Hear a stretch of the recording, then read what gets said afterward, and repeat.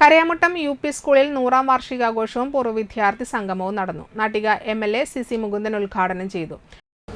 വലിയ മാറ്റങ്ങൾ നമ്മുടെ നാട്ടിക നിയോജകമണ്ഡലത്തിൽ നമുക്ക് ഇടപെട്ട് മുന്നോട്ട് പോകാൻ കഴിഞ്ഞിട്ടുണ്ട്. അപ്പോൾ നമ്മുടെ മുൻകാലങ്ങളൊക്കെ അപേക്ഷിച്ച് നമ്മുടെ ഒട്ടനവധി സ്കൂളുകൾക്ക് നമ്മുടെ സർക്കാരിൻ്റെ അംഗീകാരം അല്ലെങ്കിൽ ഒരു കയ്യൊപ്പ് നമ്മുടെ മണ്ഡലത്തിൽ കൂടുതൽ മെച്ചപ്പെട്ടതാക്കാൻ നമുക്ക് കഴിഞ്ഞിട്ടുണ്ട്.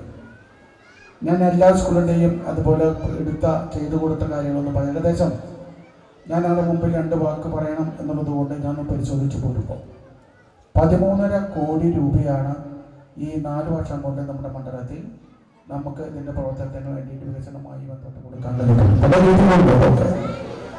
അതുപോലെ സ്കൂൾ പണിയാനും അതുപോലെ തന്നെ നമ്മുടെ സ്കൂളിന് ആവശ്യമായ പഠനത്തിന് ആവശ്യമായ ഡെസ്ക് ബെഞ്ച് തുടങ്ങിയ പല കാര്യങ്ങളും നമ്മുടെ മണ്ഡലത്തിൽ ചെയ്തിട്ടുണ്ട്. ഇപ്പോൾ സർക്കാരിൻ്റെ പുതിയ ആശയം ചെറിയ കുട്ടികൾക്ക് വർണ്ണകൂടാരം എന്ന് പറഞ്ഞുള്ള പദ്ധതി സർക്കാർ നേരിട്ട് നടപ്പാക്കാം.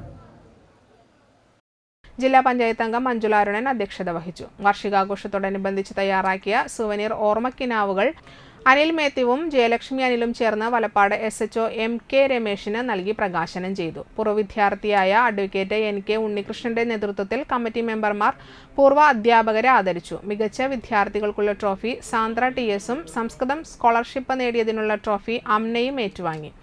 മാനേജർ ദിലീഷ് തയ്യിൽ സമ്മാനദാനം നിർവഹിച്ചു. പ്രധാന അധ്യാപിക M സിന്ധു, സീനിയർ അസിസ്റ്റന്റ് നോഫ്, Valappad panchayat president Shinitha Ashiq, vice president VR Jith, മെമ്പർമാരായ Jyothi Raveendran, Anitha Thrideep Kumar, Valappad AEO KV Ambili, NS Sajeev, school പ്രതിനിധി MB Sunilkumar, staff secretary Nitha VH എന്നിവർ സംസാരിച്ചു.